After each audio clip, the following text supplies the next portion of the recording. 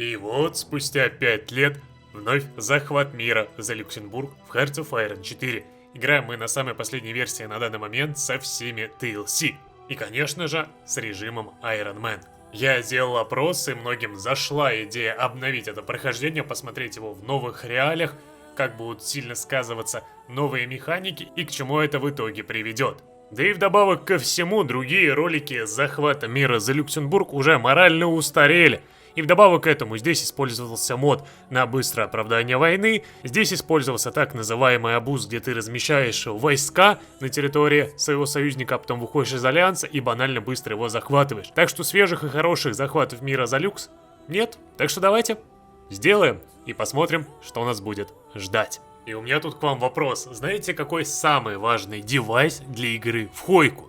Конечно же, у каждого свой вариант, но лично для меня это клава. Потому что на пробел ты тормозишь игру, можешь быстро отреагировать на какие-то моменты, и в целом это очень важно для хорошего геймплея. А так как я часто пользуюсь пробелом, то он меня уже немного заедает, и надо бы присмотреть новую клавиатуру. Для этого давайте заглянем на e-каталог и поищем интересные варианты клавиатур. Нам тут сразу же предлагают много разнообразных вариантов, притом разных фирм. Давайте отсортируем по производителю, выберем здесь несколько интересных лично для меня брендов, хотя я думаю, у кого-то вкус немного иные. Думаю, 3 вариантов нам хватит. Давайте-ка теперь посмотрим, какие у нас тут предложения будут. Списочек достаточно существенный, поэтому давайте немного отсортируем. Мне, например, не нужны Bluetooth клавиатура, мне нужна именно проводная, чтобы минимизировать всякие проблемы при игре. И заодно поставлю себе механику, чтобы вы каждый раз слышали звук пробела, который я нажимаю. Ну и оптика механически, наверное, тоже для удобства. В итоге у меня тут как вариант Logitech предлагают игровую механику. И, между прочим, есть Bloody. У меня от них, кстати, мышечка есть, поэтому может быть в комплект самое оно. И чтобы их было удобнее сравнить, давайте-ка отправим на сравнение все эти 3 клавиатуры. И посмотрим, что там и как по характеристикам. Ну и как всегда, подсветочка, еще и защита на кабеле и влагозащита. Хоть и старовата данная клава, но она меня вполне себе радует. Давайте-ка перейдем на этот вариант. В принципе, по характеристикам она меня вполне себе устраивает. Кроме того, можно здесь изучить даже отзывы. И в целом люди весьма рады, но на люфт кнопок жалуются. Это, конечно, минус. Но, знаете, давайте попробуем.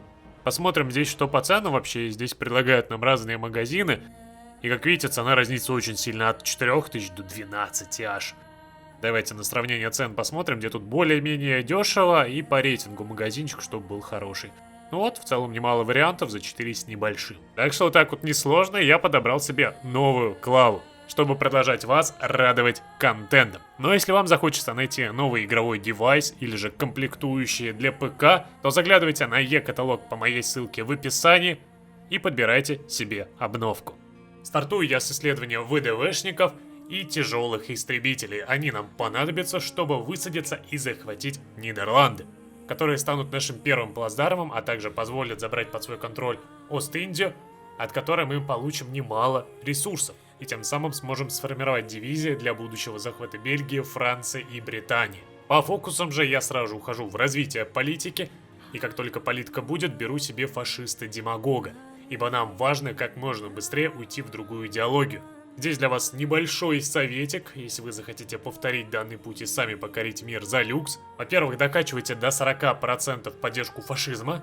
Потом через решение проводите запрет коммунизма, чтобы у вас осталась только демократия и фашизм. И после этого уже через решение прожимаете дискредитацию правительства, минус 10 у вас демократия уходит, и 50 с небольшим у вас хотя бы будет. Если фашизма, то все, вы опять же прожимаете решение за политику, и вы уже фашисты.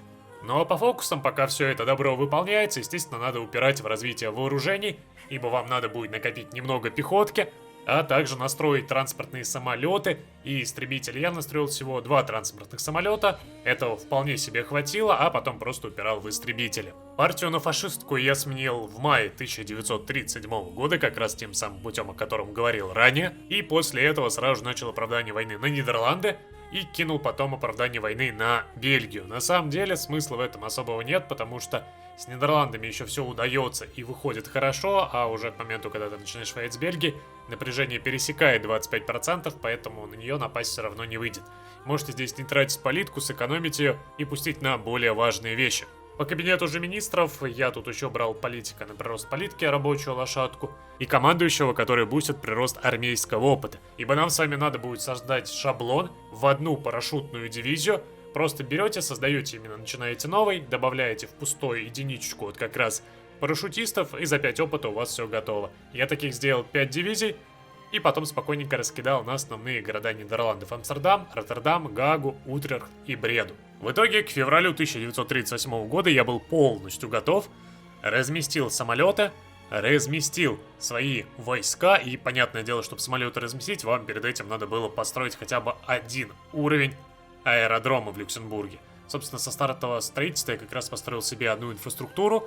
Это может вам позволить заспидранить фокусы на ячейки исследований. Это при условии, что вы докачаетесь. Но я этим так и не занялся, поэтому можете это реализовать. А по самой войне с Нидерландами здесь важно вступиться в альянс с Германией. За несколько дней до конца оправдания. И потом спокойненько напасть. Как видите, у меня было 23% мировой напряги, это с историческим фокусом, так что примерно на такой уровень вы тоже выйдете. И оправдание я делал не на сами Нидерланды, а на их вассала. От этого напряги поменьше дают, так что можно влезть как раз в лимит. Немного я после начала войны подождал, чтобы Нидерланды свели на границе войска. У них где-то 5-6 дивизий они в среднем сводят границам именно с немцами. И после этого ты можешь спокойно десантироваться. И почти со 100% вероятностью, у меня из 2 попыток всегда все удавалось, все дивизии высаживаются, вы побеждаете, Нидерланды ваши. Мириться можно разными путями. Естественно, самое важное вам забрать под свой контроль нидерландские колонии, ибо это ваш самый главный козырь в будущих захватах. И дальше можно Нидерланды оставить вассалами в Южной Америке, тем самым у вас будет маломальский флот. Но тут есть одна проблема, что при таком раскладе вы не получите пехотку. А пехотка вам понадобится, чтобы создать много дивизий. Поэтому я Нидерланды полностью захватил, получил от них всю пехотку, а потом уже просто выделил вассалов Южной Америки, но, естественно, не Нидерланды, а другие страны. Сами же Нидерланды оставил под своим контролем, они, конечно, доставляют проблем, требуют людей, требуют пехотку, там растет неподчинение, недовольство местным населением, но ничего не поделаешь, придется это пережить. Ибо у меня людей все равно не хватает на это дело, жалкие там сотни буквально людей у меня были в запасах, а теперь вообще ничего нет. Но несмотря на все это, я планирую дальнейший захват. И как вы понимаете, этот захват будет заключаться в прорыве в Бельгию, потом во Францию, чтобы обезопасить территории в Европе, а заодно создать Бенилюкс. Тем самым у нас исчезнут беспорядки, и мы получим нехилый такой буст на мэнпауэр, ибо мы уже фашисты, и я по фокусам взял как раз 2% и 5% по фокусам, тем самым у нас процент военной обязанности населения достаточно высокий. И в будущем мы уже даже без вассалов сможем содержать достаточно большую армию. Военную же кампанию против Бельгии и союзников я начинаю 29 ноября 1938 года. Я оставил небольшую армию в Люксембурге и 24 дивизии, которые я обучил на основе войск своего вассала, я выставил на прорыв в Бельгию. Этого мало, и на самом деле можно повременить, создать еще несколько дивизий и большей силой вдарить по Бельгии. То есть можно здесь не так сильно торопиться. Но я решил почему-то сыграть быстро, и это вышло сложновато, ибо на первых порах ты Бельгию неплохо продавливаешь, а потом приходят французы и уже становится тяжко. И чтобы как-то ускорить этот процесс, мне пришлось призвать немцев. Да, они набивали счет, и это не лучший вариант, поэтому можно просто подождать немного и потом самостоятельно разыграть войну с Бельгией и Францией без призыва немцев, и тем самым все эти территории получить под себя. Но можно и по такому плану, все равно в итоге вся Франция будет нашей, под Люксембургом. Так что тут как вам будет удобнее. И уже 28 декабря 1938 года мы разобрались, захватили все необходимые территории, и да здравствует аннулирование Лондонского договора. У нас сразу же manpower с нуля до 540 тысяч поднимается, и, как вы понимаете, это уже нормальное количество людских ресурсов, с которыми можно жить. Естественно, у нас еще проблемы с Францией, мы ее не победили, и нам еще надо стараться ее как-то продавить, но уже, по крайней мере, все неплохо. Я тут начинаю делать новый шаблончик пехотный. Понятное дело, что шаблон будет весьма стандартный, это просто 10 касок по 20 ширины. Они неплохие для обороны, ну и я еще решил закинуть саперку с артой, и поставить их на обучение. Максимум можно 10, я уже заранее начинаю нанимать, потому что они нам пригодятся как сейчас, так и потом для высадки в Британии. Ну и вместе с немцами мы продолжаем давить. Я прощупывал места, пытался высадиться, но сейчас уже немного иная Франция. Если раньше ты брал Париж, и они капали, то сейчас даже если ты возьмешь Париж высадкой и даже возьмешь еще несколько важных территорий, то Франция будет держаться. Поэтому тут как бы особого плюса ты не получишь от того, что резко высадишься в Париж. Франция просто немного отвезет дивизий и без проблем тебя подавит. И в итоге мне только ближе к концу января 1939 года удалось окончательно разобраться с Францией. Мы тут и Париж взяли, и Шербур, и Дьеп. В общем-то, немало на самом деле французских территорий мы с вами захватили. Вклад у немцев уже было больше нашего, но у нас все-таки еще впереди есть Британия. И, конечно же, самая приятная вещь, которую мы сейчас можем лицезреть на экране и просто радоваться этому, это вся Франция, которая перешла под наш с вами контроль. Вроде бы это классно, но сразу же так резко бамс и Виши выделяется. К сожалению, скриптово это так. И Виши теперь свободна. Можно на нее здесь оправдать цель войны и достаточно быстро залететь. Я тоже об этом думал, но потом решил клюнуть на это дело. И, кстати, сделал это весьма правильно. А почему, узнаете чуть попозже. Сейчас у нас остается одна главная цель. Это высадиться в Британию. Немец пока этим заниматься не будет, поддерживать нас тоже, ибо он занят с Чехословакией, которую, да, еще он не успел захватить, ибо я начал рано войну. На этом он, с одной стороны, набивает военный счет, а с другой стороны, в будущем, когда будет мир, он будет тратить свои очки на то, чтобы присоединить Чехословакию. Тем самым у нас будет время, чтобы замириться с Францией и с Британией. Ну и с Британией это на самом деле весьма интересная кампания. Именно из-за высадки в Британию мне пришлось повторно записывать. Ну то есть со второй попытки все, что вы видите, у меня здесь вышло. Что в целом-то достаточно быстро. Ибо я думал, будет намного сложнее. Здесь можно сразу же не ждать и прямо вот как ты победил с Францией, полететь в Британию, высадиться. Благо, это несложно. Дело в том, что немец авиацию туда не сводит, а раз немец туда не сводит, то и бриты почему-то свое воздушное пространство не обороняют. И поэтому тех 200 истребителей, которые у нас есть, без проблем хватает, чтобы временно преимущество взять, высадить как можно больше ВДВшников в порты и потом туда отправить армию. Но тут проблема в том, что войск еще на данном этапе мало.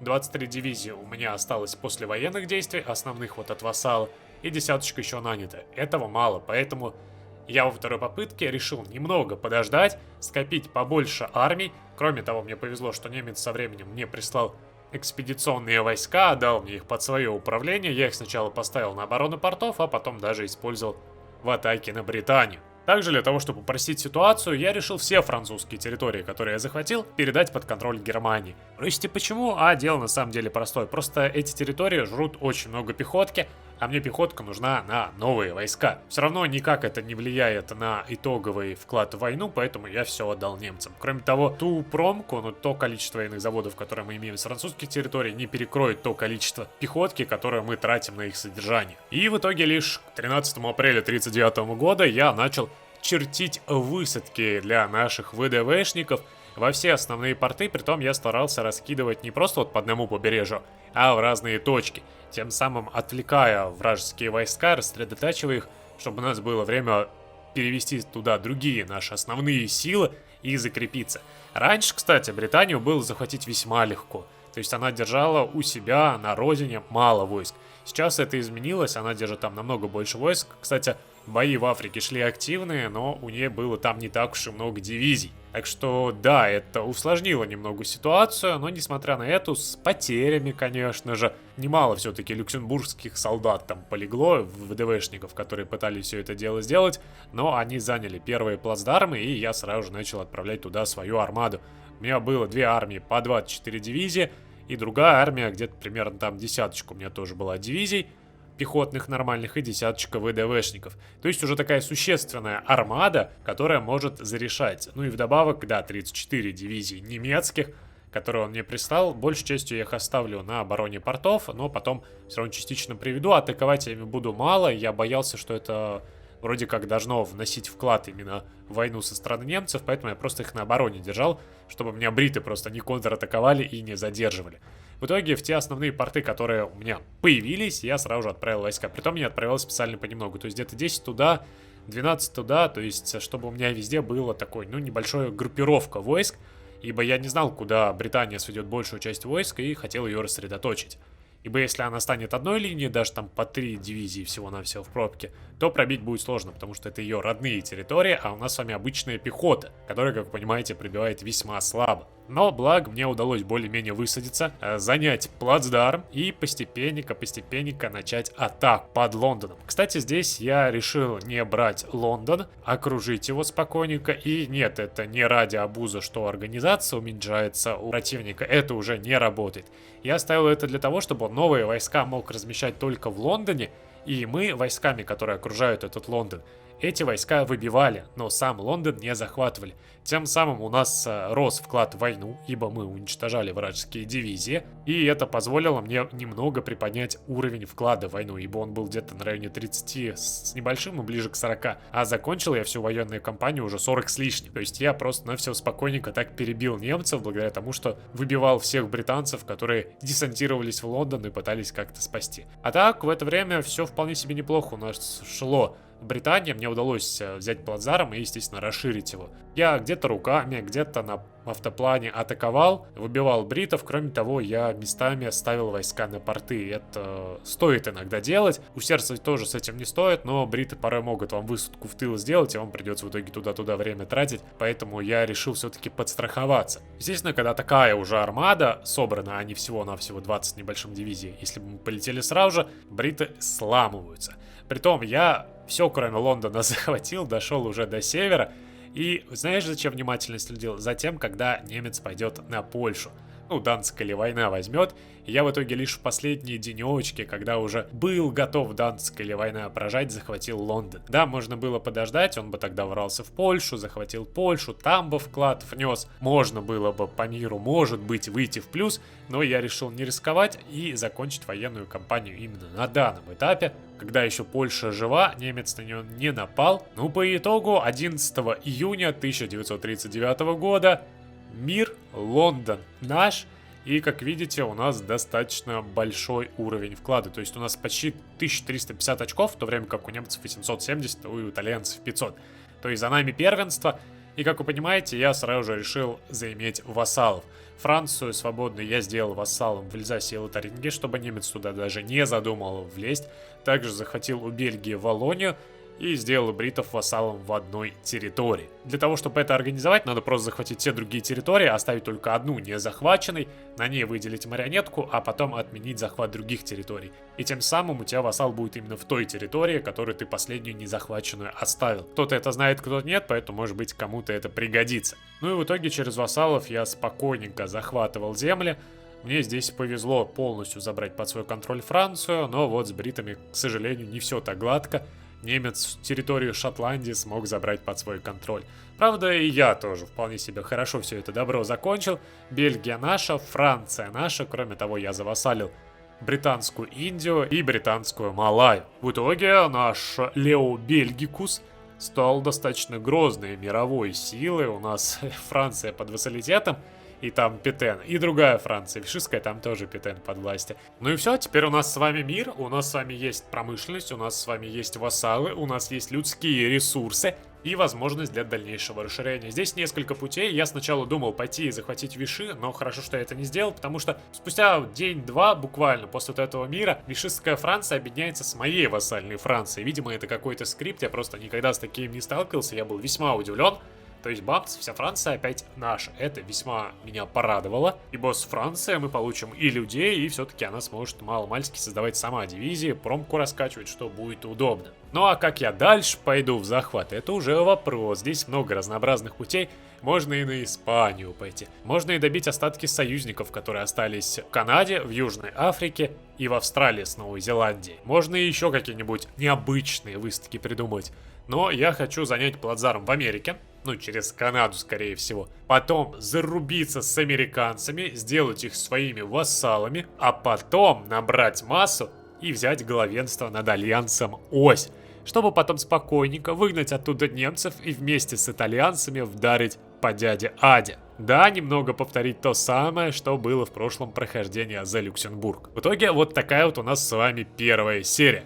За люкс выжить реально и не просто выжить, а неплохо так расшириться, притом это исторический фокус, это Iron Man, все DLC-шки и самая последняя версия. И тут понятное дело, что результат можно улучшить, у меня было немало ошибок и неточностей, я очень много политики в никуда потратил, тайминги не соблюдал, так что если вы захотите, то вы можете показать лучший результат без особых проблем. А так я решил сделать ролик именно в таком кратком формате, ибо все-таки смотреть длинные ролики многие из вас не будут. А так, кратко и, надеюсь, понятно, я показал основные этапы, через которые мы с вами прошли, чтобы добиться данных результатов. И при желании вы сможете их без проблем повторить. А если у вас есть какие-то вопросы, то обязательно задавайте их в комменты. Либо я на них отвечу, либо же другие зрители, если они знают. А так, надеюсь, вам зашло. Все-таки многие хотели. Многие просили обновления данного прохождения, и вот оно на ваших экранах. Так что, если зашло и было интересно, то поддержите своим лайком, оставьте комментарий, чтобы ролик лучше продвигался, ну и, конечно же, оформите подписку, если вы еще этого не сделали. Ну а так, впереди нас еще ждет весь мир, ибо Люксембург должен стать великой мировой державой.